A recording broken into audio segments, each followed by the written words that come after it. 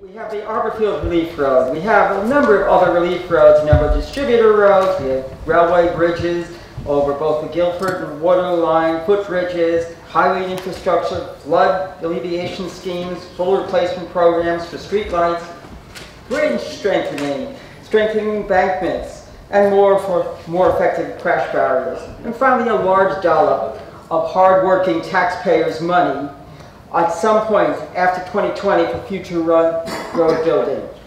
This is a heck of a lot of bum money. It started out at $4.5 million next year, but by the end of the third year, it's more than 60 million pounds. That's roughly the size of the hole that currently exists in the capital funding in 3 years' time.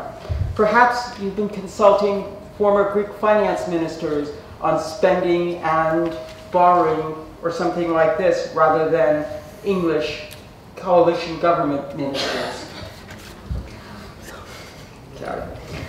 I hope that some of the big road schemes actually are funded by developers. Hopefully they will be. But there's one thing I want to know. How come so much is new this year? We knew that new roads were coming, but surely things like bridges, embankments, crash barriers aren't suddenly falling apart. Perhaps there's extra funding because there's new executive members. Perhaps previous executive members didn't see some of these things.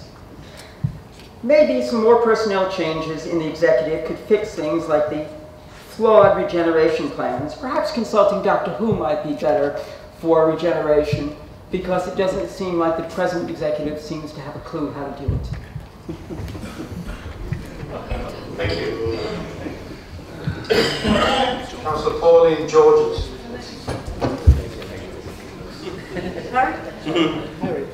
Thank you, Mr. Deputy Mayor.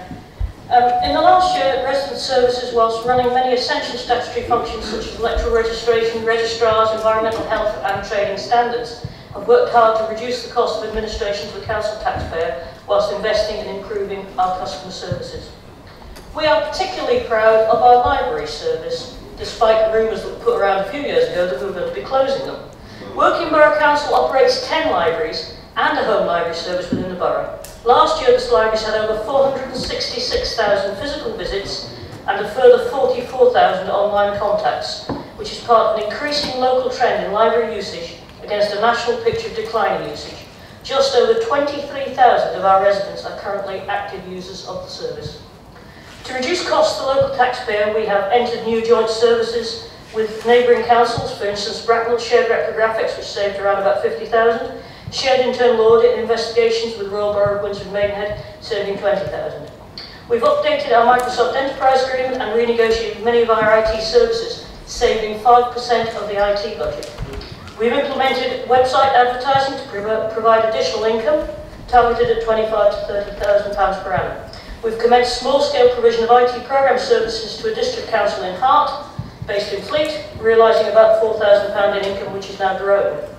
To improve services, we've enhanced the website to make it easier to find information and to improve access from mobile phones. We've introduced filming for the town council meetings and linked this to the website. We've upgraded IT and introduced free-to-use public Wi-Fi in all our libraries. We've improved our social media communications via Facebook, Twitter and Streetlife. We've upgraded our telephone call routing for revenue and benefits, which is 30% of our call volume, to ensure customers get a first-time fix. We've protected and enhanced our library service and driven increased use of our libraries with innovative and popular offerings such as children's reading challenges, free swim for library card holders, recycling the libraries, e-books, home book service, book events, talks and sessions to teach new skills. We've also introduced the Elevate Hub in Woking Library to help young people into work and to support apprentices. Next year, we will focus on progressing the Twyford Library project, utilising the Section 106 money from developers to provide Woodley with a library that it deserves and establishing a clear library offer for the borough so that residents will know what to expect from a library in the 21st century. Further reducing costs and improving our use of technology by renegotiation of more of our IT contracts. Introducing more shared services such as council tax billing, printing, which we're about to share with Bracknell. Improving residents' access to the council by further improvements to the website and the integration of Modern Gov, and finally implementing new customer service enhancements to make the council more efficient and responsive to our residents. you. Councillor Kay Gilder, please. Thank you. The Council's press release on the budget gives a list of capital investments for the next 3 years, 2015 to 2018. At the bottom of the second page it says, some £7 million to rebuild Bullmarsh Leisure Centre. Now, as far as I know, no decision has yet been made as to whether Bullmarsh Leisure Centre is going to be rebuilt or is going to be renovated instead. Both possibilities have been included in the capital programme, either £6 million for a rebuild or £1 million for a renovation, but not both. The press release says £7 million, which is both.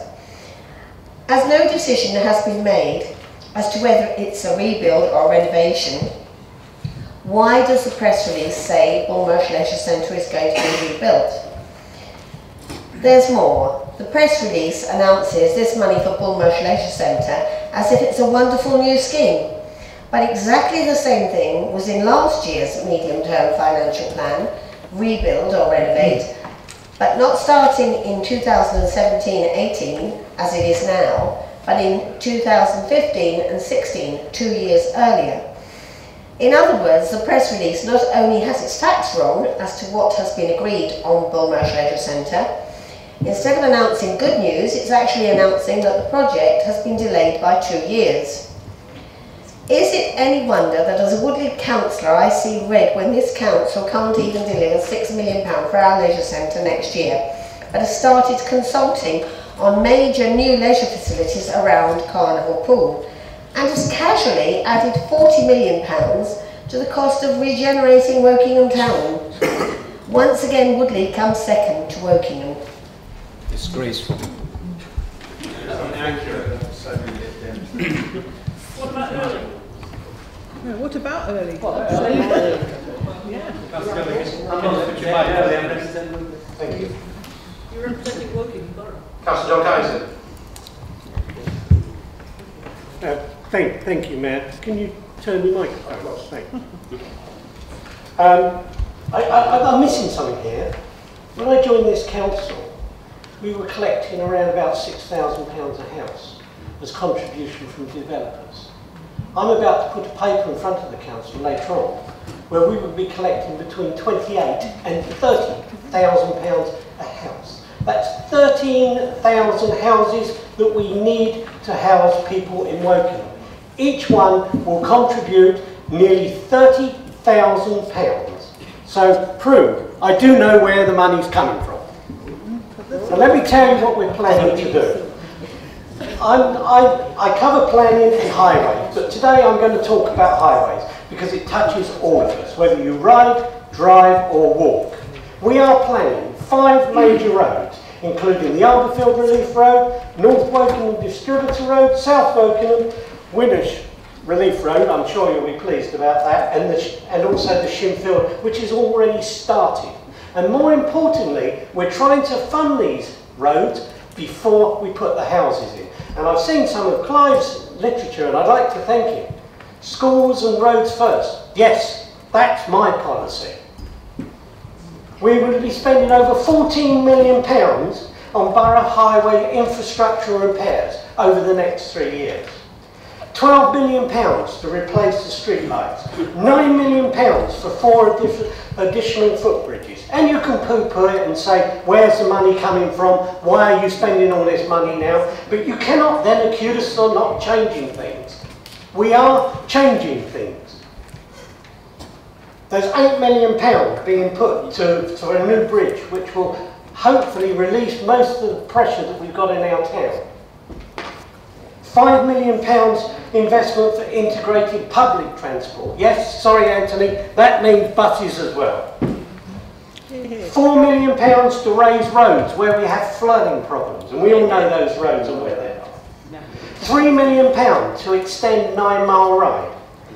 £2.5 million and another £3 million to improve cycleways and greenways.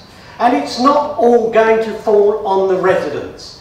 We will collect, I will say it again, £30,000 £1,000 for every house that is built in this borough. Thank you.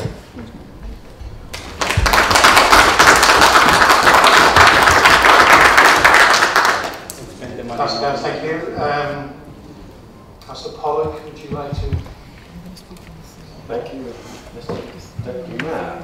Well, it's a budget time and the Downs are whinging again. Whinging about not being consulted. Again. An even longer whinge this year than last year. And I did actually take the budget and I sat down with Prue and Lindsay was on the phone and I said, anything you want to know? 13 days ago. Fine, well. I actually gave you the full version of the MTFP, which I didn't give you the year before. So I thought I was doing a good thing, but maybe not. Maybe you would prefer even less time, but never mind. So, another whinge and a long one. I have a suspicion that you'll complain regardless of how much we consult you, or however long we give you, whatever we tell you, or what have you. But never mind. I suppose we wouldn't like it in reverse, mate. So, we have a good budget. I think it's a safe budget. Yes, there are risks, but if anyone has been in this council any time and you've read Graham's CFO report, you will know there are risks every year. So it's nothing new. And we have a good team, both officers and executive members, and our support with our backbench members to manage the budget. And we will get through it as we always do. Hopefully with even an underspec, but that's my sort of holy grail. Salami slicing. Yes, the budget always does contain some big items and lots of very small items. It was always thus, so I'm surprised that you're surprised, but then maybe you haven't noticed previously. Shared services we've been doing for years. We've shared some services with Newbury, we've hosted the legal service, we've done a shared service on audit. So where it fits, we do it.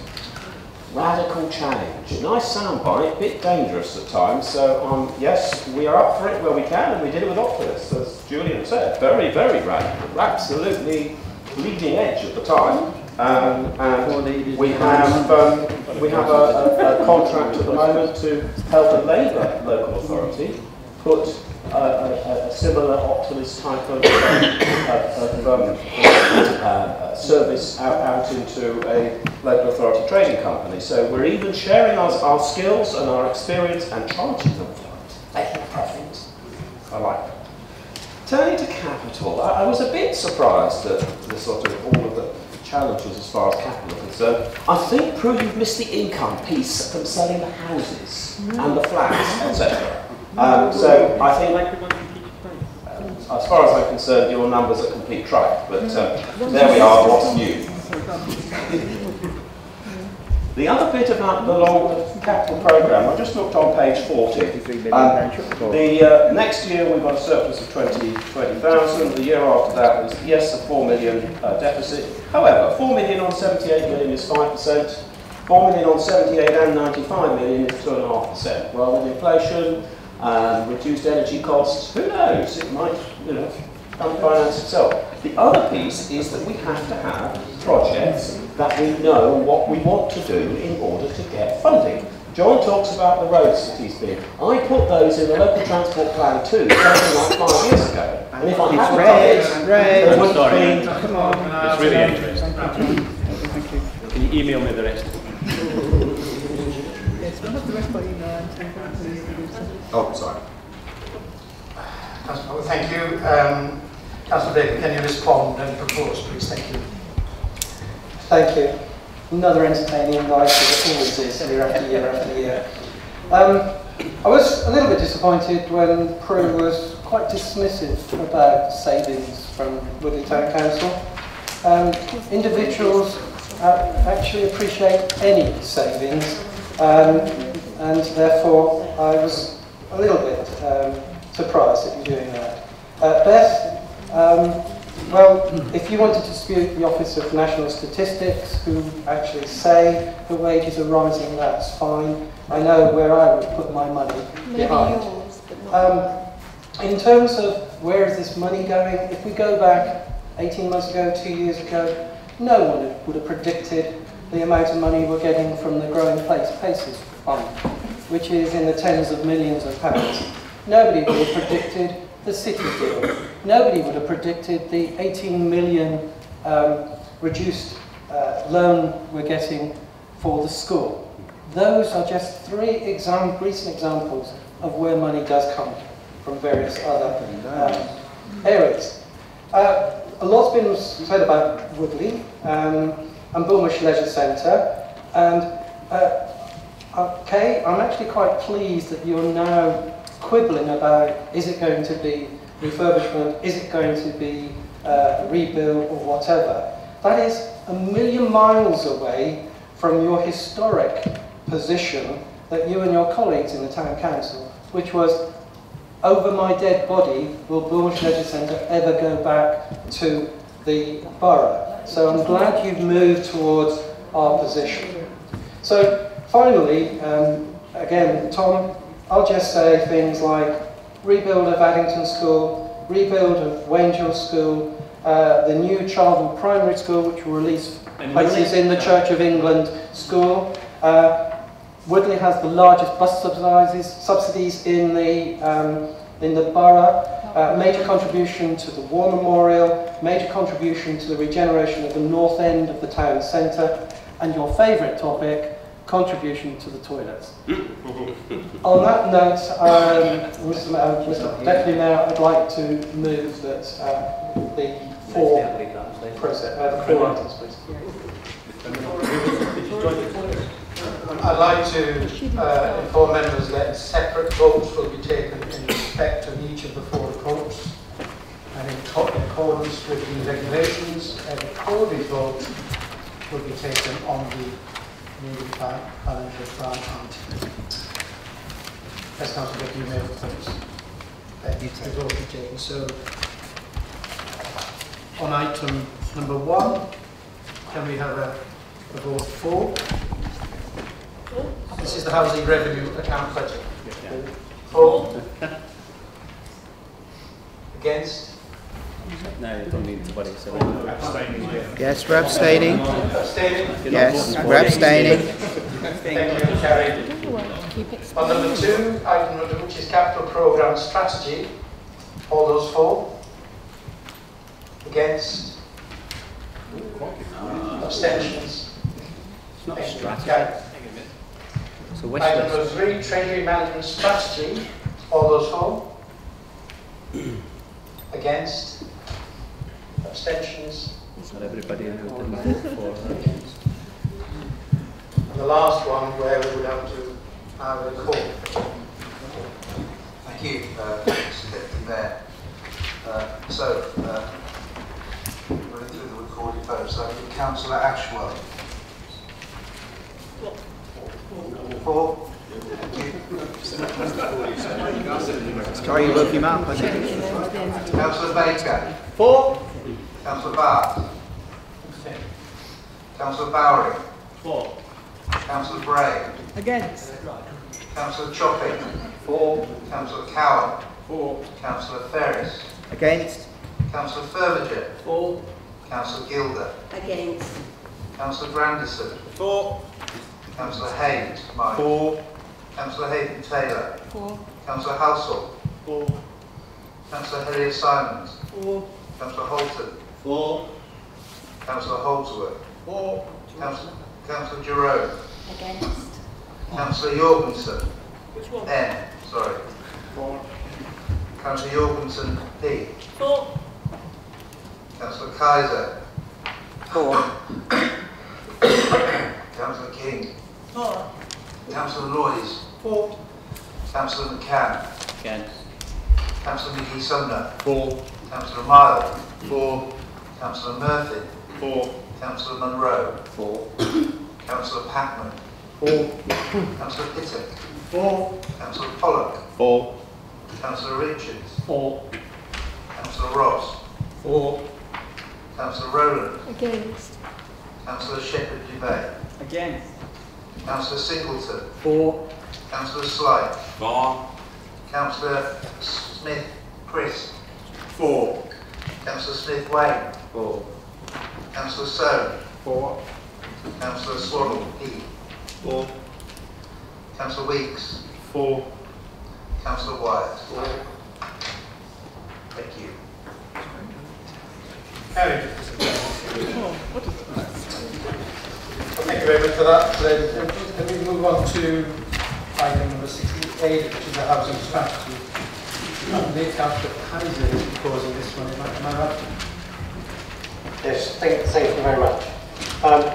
It is a requirement as a council that we have a housing strategy.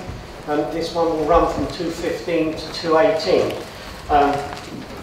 Basically, it's an overarching umbrella strategy which takes into consider other strategies such as the older people's housing strategy and young people's housing strategy, which will feed into it. And it is felt that this strategy should be kept focused and concise, and the other strategies would actually contain more detailed information. Housing plays a huge role in the health and environment and economic well-being of everyone who lives in this borough. With the significant growth of housing through the delivery of our 4 SDLs, we have a real opportunity to help shape the housing offer and align wider infrastructure investments to needs of our residents. Our housing strategy sets out our ambitious plans to increase the supply of affordable housing in the borough across a mix of tenures. We have led the way in establishing our own housing company, Wokingham Housing Limited, and to make sure we achieve both quality and quantity of affordable housing that we aspire to deliver. To ensure the vast majority of housing in the borough is privately owned, and as will the new housing developments be in coming years, we recognise that our scope of influence is restricted in that sector, but we will aim to ensure that all homes are of good quality, safe, secure. Through our planning policies, we can help shape the environment in which we all work and live. The adoption of our local plan incorporates standards of lifetime homes, space and design standards. And this is an example of how we can improve all the housing across all sectors. As a forward-thinking authority, we continue to work with partners and other agencies to explore innovative models of affordable housing and the creation of wider opportunities. This is not just for families, but across all our residents, including young people, older people, and those who are vulnerable. For example, through our young people housing strategy, we've made a commitment to increase the availability of local affordable housing for young people. We've also made a clear commitment to develop our first community self-build project in the borough by 2018.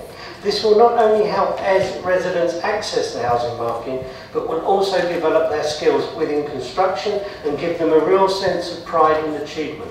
This is an ambitious strategy with a lot to deliver, and I fully intend to grasp the opportunity with the officers to provide. This ensures the borough continues to be a great place to live and an even better place to do business. I recommend this strategy to the council. Thank you. Councillor Guest, thank you. Do you have a second? I do. Okay. Councillor Wyatt, please. Would you like to speak now? Okay. Does any other member wish to speak?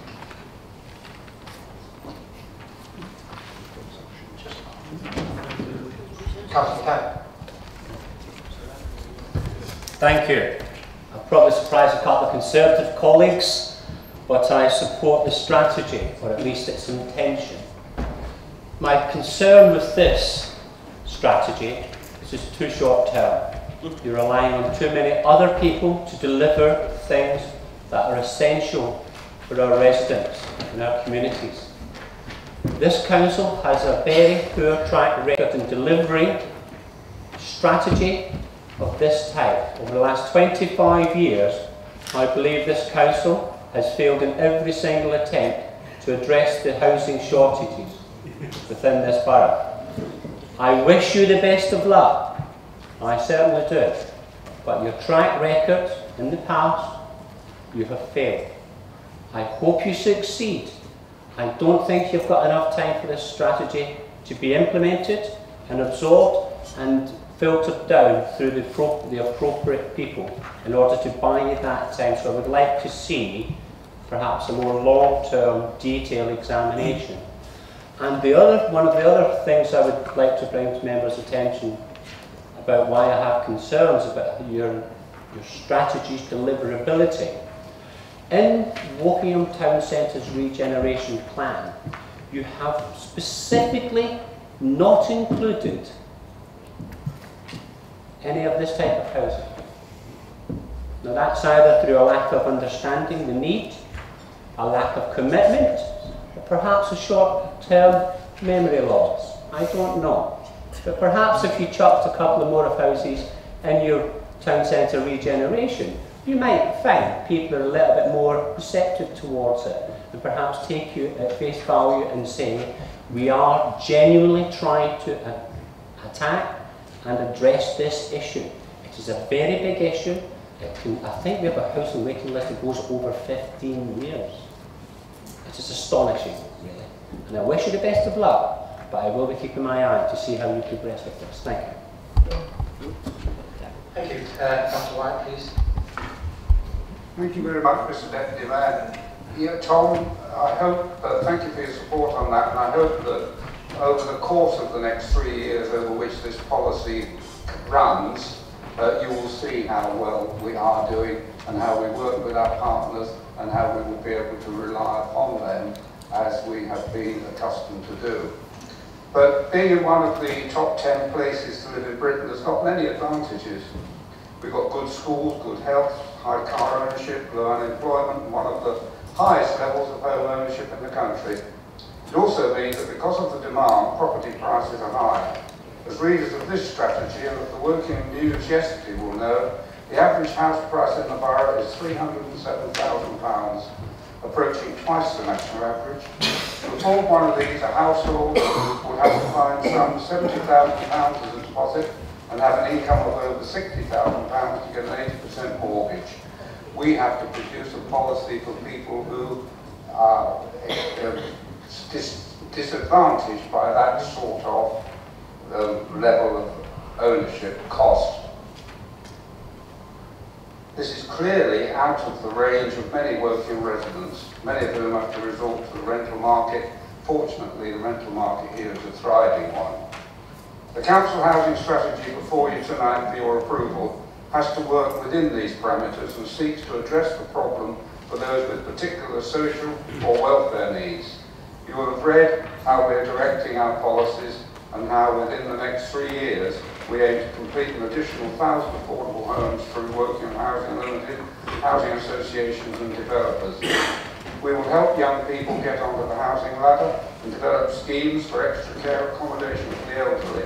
In fact, we've already done some of those. We'll improve options for vulnerable young people, which we're constantly working at. There will be more supported housing for vulnerable people, and support services will be improved. Our strategies for both older and younger people, already approved, as you've heard from John, in which I've been particularly involved myself, have been incorporated into this overall strategy. But the detail is, even by following links on this overall strategy once it's approved, they're detailed and worth reading in their own right and go into the minutiae of how we are going to help older people and younger people. With a clear, achievable strategy monitored by members, which will be brought up to date as circumstances demand, focusing on those in greatest need, with targeted support, working together with partners, and a clear allocation policy, this approach will ensure that we can only go forward with our housing policy. Councillor White, thank you. Councillor Kaiser, you have the right to respond. Thank you, thank you. Thank you, Mayor. I thank Tom for his good wishes. I would say it is ambitious, but we have a once-in-a-lifetime opportunity here. We're building 13,000 houses. 35% of that, and I'm sure even the non-accountants in this room could probably do that sum. Bearing in mind we have 2,800 people on our housing waiting list. So this truly is an opportunity for us to deliver. And I don't think we've ever been in that position before. So I think it's ambitious, but it's doable. And to be anything other than ambitious with homeless people, I think we could have to hang our heads in shame. Thank you. The recommendation is Council to recommend the housing strategy. Can we take a vote? All those for, please. Anybody against? Carried. Thank you. Now move on to the community infrastructure levy. Once again, I believe it's Councillor Kaiser to propose. Okay, thank you, Mayor.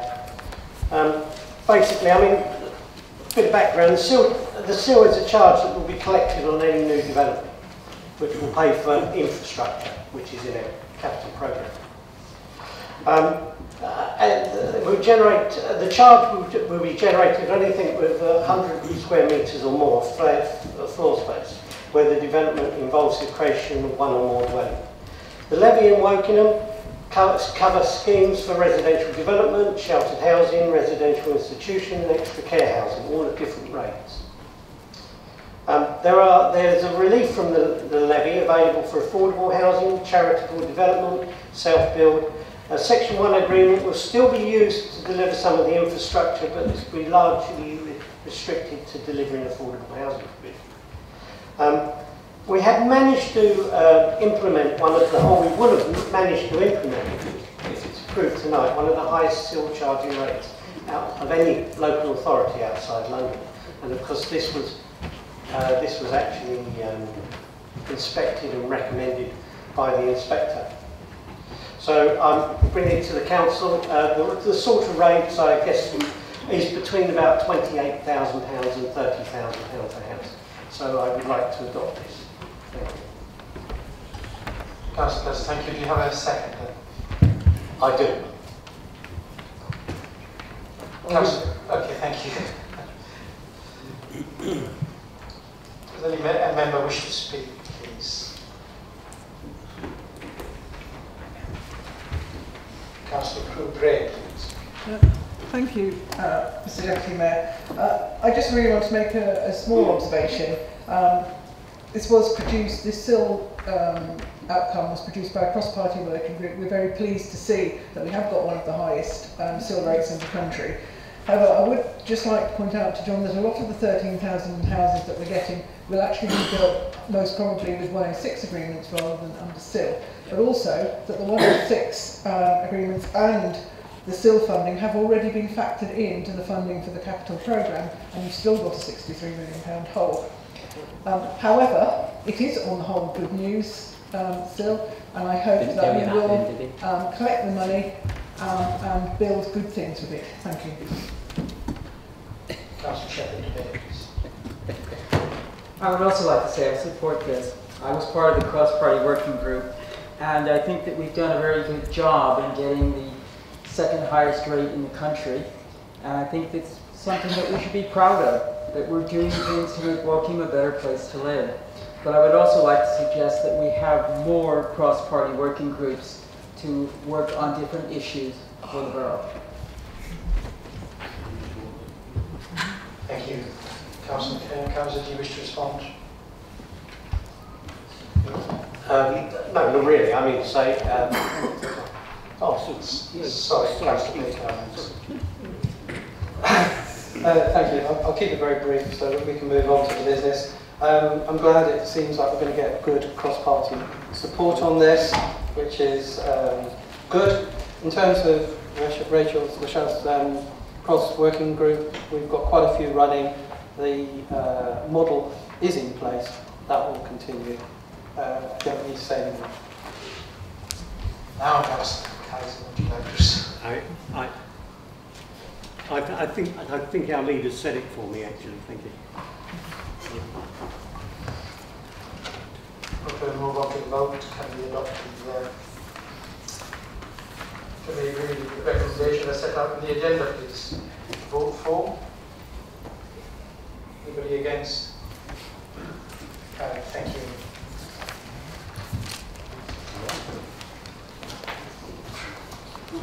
Treasury Management Media Report is next.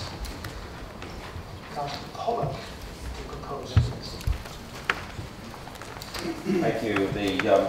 My final piece of exciting financial bits to speak on this evening, and as I say every time I have to talk on the Treasury Management, how important this document is. I have a suspicion that most of my colleagues don't find it as scintillating as I do, but that's neither here nor there.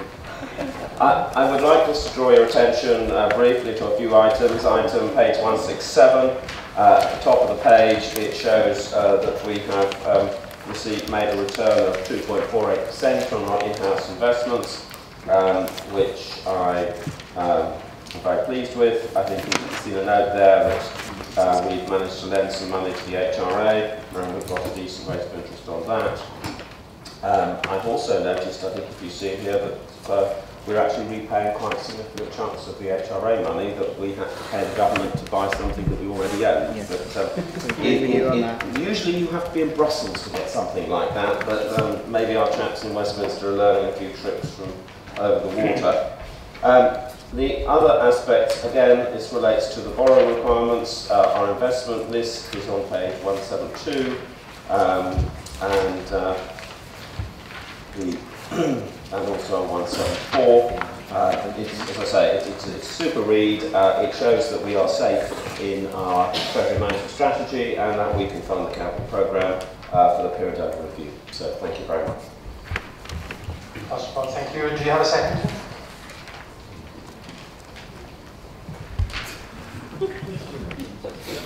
Councillor Baker, do you wish to speak now? Or? No, reserve. Any other members wish to speak? Okay. Thank you, Chairman, and I'd like to give my condolences to Anthony if this excites him, and suggest to his colleagues that they don't buy tickets for 20 Shades of Grey and things. I'm not sure his heart could take it. The warning, of course, in the Treasury Management report is that interest rates are very low. Anybody can get any interest anywhere these days is getting quite clever, and we have been clever in a few cases. Perhaps we should split the money up and buy pensioner bonds or whatever, I don't know, but we need to keep an eye on the interest rates, see what we can get, where we can get it, and take it with both hands. I hope the predicted rates hold. I'm not sure that they will in the light of still falling inflation. A warning. Councillor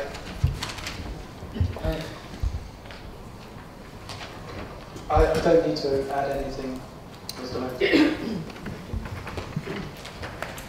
Anthony, do you wish to respond? I'll just add one item on interest rates. When we're borrowing money to do things like town centre redevelopment, actually those interest rates are really good news.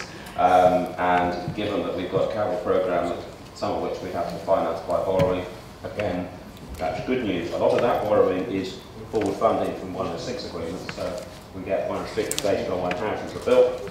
But as John has said, and Keith has said, we have to finance a lot of the infrastructure up front. So with that in mind, I commend this report to the Council.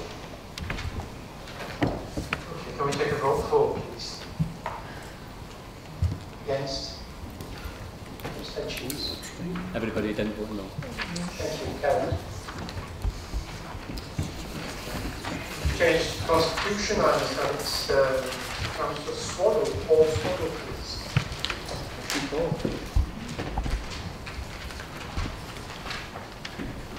A series of minor amendments tonight covering statements from council-owned companies, tidy up on where the mayor rather than the leader was mentioned in a meeting with the leader chairs and the mayor isn't present at, tidy up on audit and procedures, tidy up on the number of licensing meetings that reflect the actual workload of the committee, and a revision to the important area of ethics and corporate governance, covering areas such as money, fraud and whistleblowing, which is obviously vital that we have the right things in place. I commend them to the Council. Thank you, Councillor Swaddle. Do you have a second? Councillor Lowe, do you wish to speak now?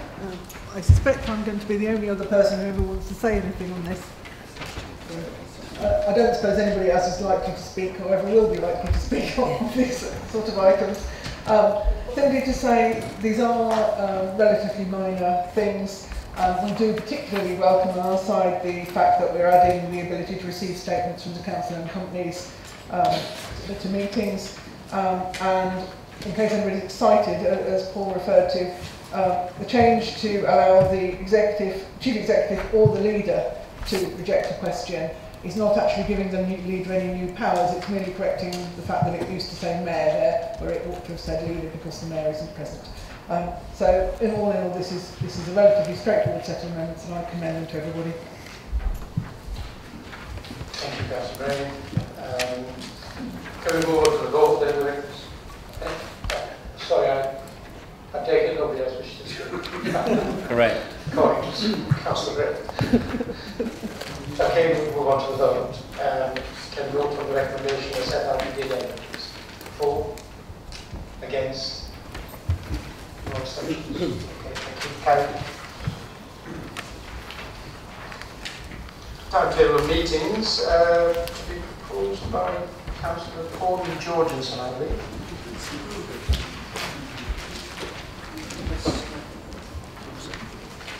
Thank you, that took me rather by surprise. I'd like to propose the timetable of meetings as set out on page 212 of the agenda. Do you have a second? Do you wish to speak now? I don't think it's a great deal I can add, Mr. Does anybody else wish to speak? Councillor Gray. Thank you. Thank you, Mr. Mayor. I'm going to be proposing an amendment which hopefully can be circulated while I'm speaking. This January, we called an extraordinary council meeting to discuss the need to have a normal council meeting every January. The proposition was voted down by the Conservatives, and there is no January council meeting on the schedule of meetings we are about to vote on. Let me briefly remind you of some of the reasons we want a January meeting. There are only 6 council meetings each municipal year. In May, business is restricted because it's the annual meeting. Then we have July, September and November, and then in February, business is restricted because we have the budget. And finally, we have March. There is therefore a gap between November and March during which no motions can be discussed and councillors can't ask questions. Yeah. I asked the Chairman, the Mayor, 2 questions on the movement of this motion.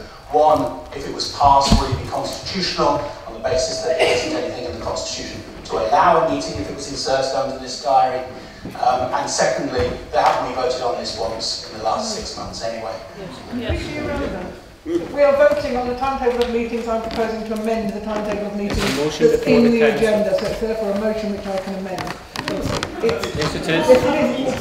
It's not the same thing that came up at the extraordinary council meetings at all. It's this scheduled meetings, not a general principle. It's completely constitutional. It's unconstitutional. It's completely constitutional.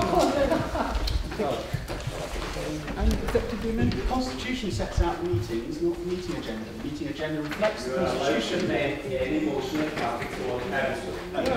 just wait. Let's wait and get the official. Can we just give us a couple of minutes, please?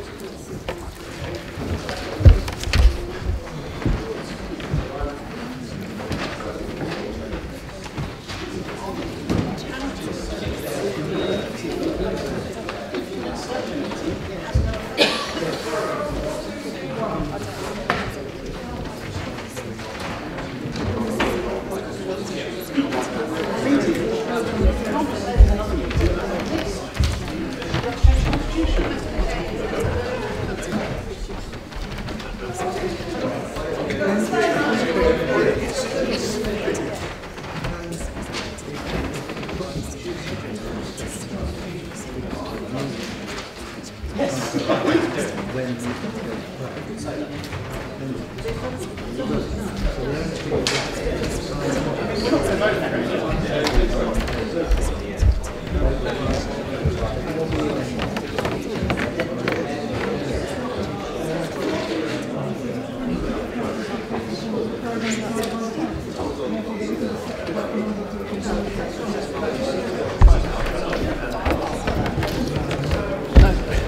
right.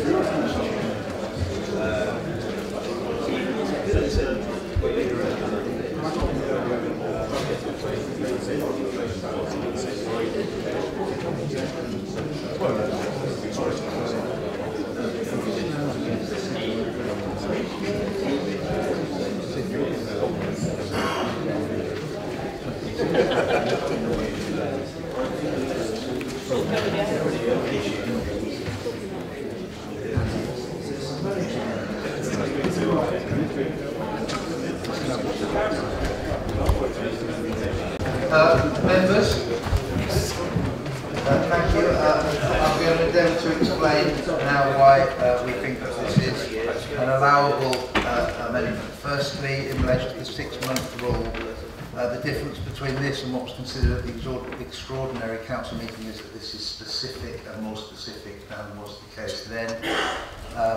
And on the matter of the amendment being allowable, it's an amendment in relation to an agenda item dealing with the timetable of meetings which is not set out in the Constitution. So for those two reasons, the amendment is allowable today. We will correct and correct. Shall I continue? So I've got to, until 2012, the gap in the meetings was between January and July, which is even longer than the gap we have now. But in that year, the January meeting was moved to March, plugging that gap and creating another. So the only way to avoid an unacceptable gap somewhere in the year is to add another meeting in January. Some of the items on tonight's agenda should have been discussed in January, but instead we have them overcrowding the budget meeting. On top of that, there's always business that absolutely has to be voted on in January, which means we have to have a special council executive meeting anyway. And it would be ludicrous to claim that holding an extra meeting is too expensive. We have established that the cost of the extra meeting in January was £508. Whatever they may give us their reasons, I think we all know why the Conservatives don't want an extra council meeting. They even tried to stop us debating it tonight. They don't want to have to answer our questions or debate our motions. It's as simple as that. I'm going to give them a chance to prove me wrong. So I'm going to propose the amendment, which is to add the words, we approve the timetable of meetings, adding the words, subject to the inclusion of an additional council meeting on the 21st of January 2016. That amendment has been circulated. I urge everybody to support it. And I second it. Thank you, Councillor. Do you have a second? Yes. Councillor Ferris? Do you wish to speak now? I shall hold fire unless anyone wants to speak. Does anybody else wish to speak? Councillor Jones? Harry? This is rather Groundhog Day. I seem to remember this identical speech or something very similar being given at the special council meeting, and I'm struggling to remember what I said in response. It was something along the lines of, we have multiple opportunities to ask questions. There are question opportunities in executive, there are question opportunities in full council, there are question opportunities in audit, there are question opportunities in scrutiny, there are question opportunities in trading standards meetings, there are question opportunities in licensing meetings. There are plenty of opportunities for people to ask questions. We don't need an entire another meeting. I would also point out that although the cost of the council meeting that Crew's referred to was 500 and something quid, that's because it had very few officers at it, it had very few support members at it, it had very few Lib Dems at it, not that cost anything. And therefore I don't think that that cost is representative. I think if you get a full council meeting with a full agenda, the agenda costs more like several £100 and the cost is considerably higher. I won't try and repeat it all, but that's my comment. Councillor Paul Swaddle, please. The council's already made its opinion clear on this matter. We don't hear from the public. We hear from a couple of Lib Dem questioners, who are just candidates, wannabe councillors, members of the public aren't clamouring for a public meeting in January. We run this council efficiently, using the meetings that we have. If you can't get your points across in those meetings, then you're failing residents, not us.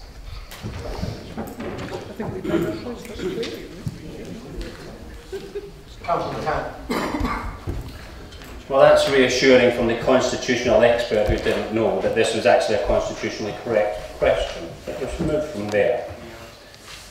It is not unreasonable for us to challenge and confront the ruling group and question their work representing the community around the borough. The public, by us including another round of meetings, or actual meeting within the round itself, allows them to access this authority and hold us to account. Whether they choose to facilitate that, that's their choice. But we believe it is right and proper that we should have a meeting because it buys us enough slack in this system. We know from the last 2 or 3 years there's clearly been examples where this authority is only just meeting its timelines in order to do its work properly. We're not asking for anything onerous, we're not asking for anything particularly costly or expensive or unusual. All we're saying is this authority should put in, ahead of schedule, a meeting.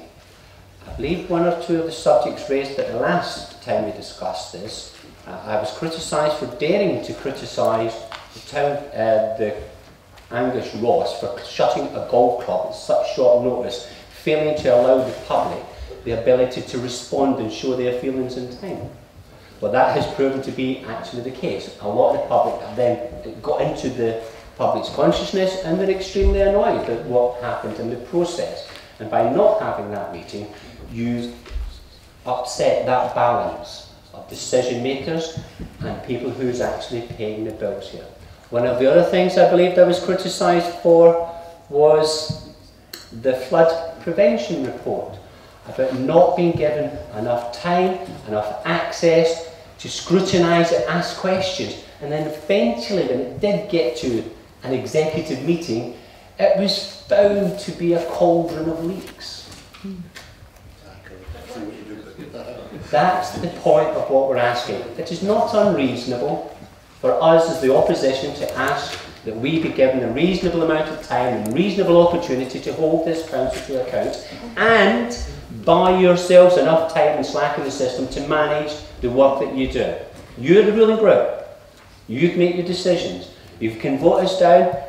It's your choice. All we're saying to you is, if you push away the public's ability to come and speak to you and our statutory role to hold you to account, you do yourself a disservice for the sake of a meeting a year.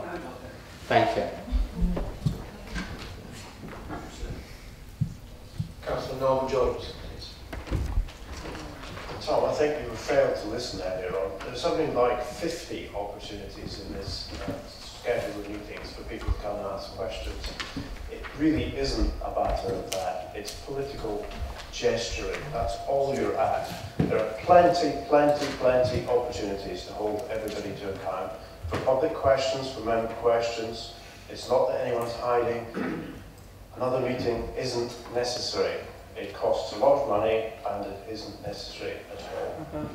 I think when you had the figures presented at the last meeting, there were quite a number of these council meetings that had finished before time as well. So there were opportunities for more questions, more debates. It was just the one in November which you crammed with questions and you crammed with debates. It was never going to get through everything in time.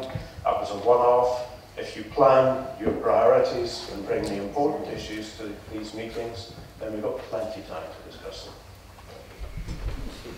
Councillor Baker, please. Thank you. I'll be very brief. Whilst the Constitution, as we now know, is clear, I actually think your actions are violating the spirit of the 6-month rule. The 6-month rule is there to make sure we don't repeatedly debate the same item. So I would formally ask the Constitutional Review Group to look at this particular clause, because from my perspective, it needs tightening up. Thank you. So fewer opportunities. Councillor Ferris, do you wish to speak now? Yes, I will come back. I pick on the point of costs. In January, there is a special executive meeting. At that special executive meeting, senior officers are present. An agenda is produced, quite a thick agenda, maybe not quite so many, but if you want to do the sums, and I'll sit down and work out the sums of the cost of a special executive as against the cost of a full council meeting, I wouldn't be sort of surprised if it isn't very much. So all the issue of cost, I would argue, is not the issue. And regarding political gesturing, it's as much your political gesturing as our political gesturing, because it's you don't want one because we've asked for one. So that's what it's all about. And all this about asking questions, from my perspective, the executive meetings are sterile, absolutely sterile. We have an opportunity of asking one question. It's so cold. There's no debate. If there was one opposition member on the executive to be able to put something to do it, it'll be a different thing. And they'd tell me that just is it does. That's what we're here for. We represent the residents as well as you do. Just because we have a different view, there aren't so many of us, but you know that's what people decide. But if you were in the minority, you would want to have your views presented. And there's nothing wrong with trying to put forward. And then on the cost front, it is a complete anathema of that issue. It's not the cost in total, and you're hiding behind it. It's not that, it's other reasons. But anyway, we'll leave it on.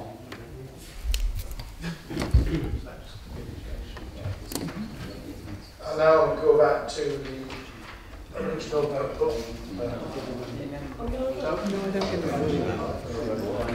to vote on the amendment. You have to vote on the amendment now.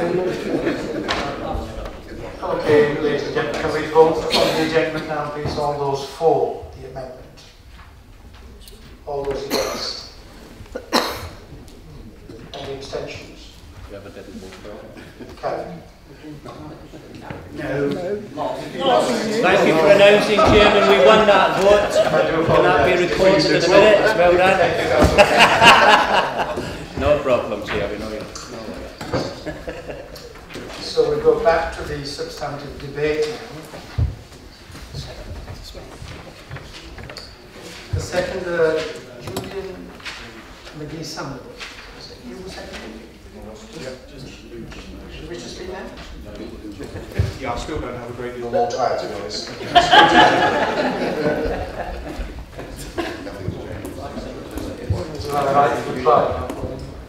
Thank you. Very entertaining rerun of this debate that we've had already once.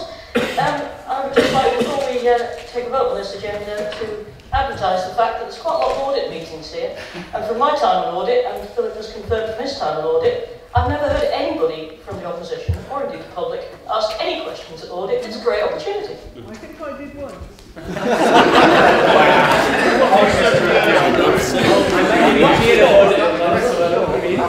I dedicate the audit to Beth. Can we now take a vote, please, on the timetable meetings that the recommendations are set out in the report is agreed? All those for? Against? Abstentions? Everybody was there. Carried. At least he's asking.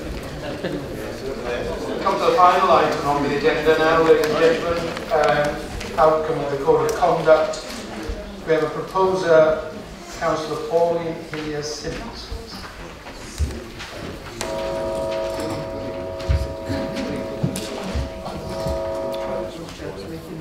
I propose the motion as set out in the agenda. Do you have a second? Do you have a second? Paul. Councillor Swan, thank you.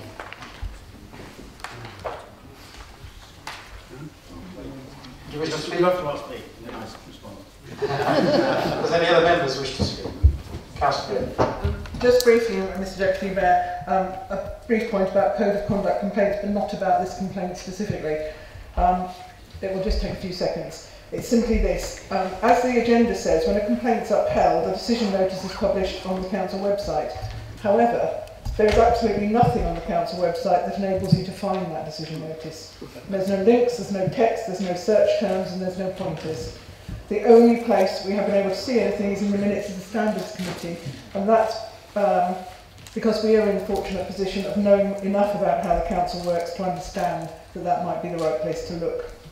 Even if somebody does know where that's where to look, they still have to go through all the meetings till they find one with a decision notice. Searching on the website just does not find anything. This does not strike me as being really true to the level of transparency suggested by saying the decision notice is published on the website, and I would therefore ask if the website could be altered to create a section for decision notices arising from Code of Conduct complaints that can be found by a simple search to enable people to find them on the website. Thank you. Councillor, thank you. Councillor Swanton, please. Thank you.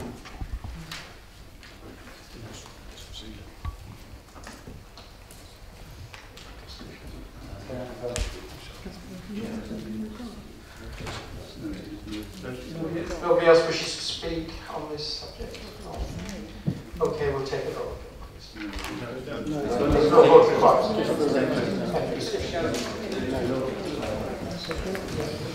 Well, ladies and gentlemen, thank you very much for your very constructive contributions.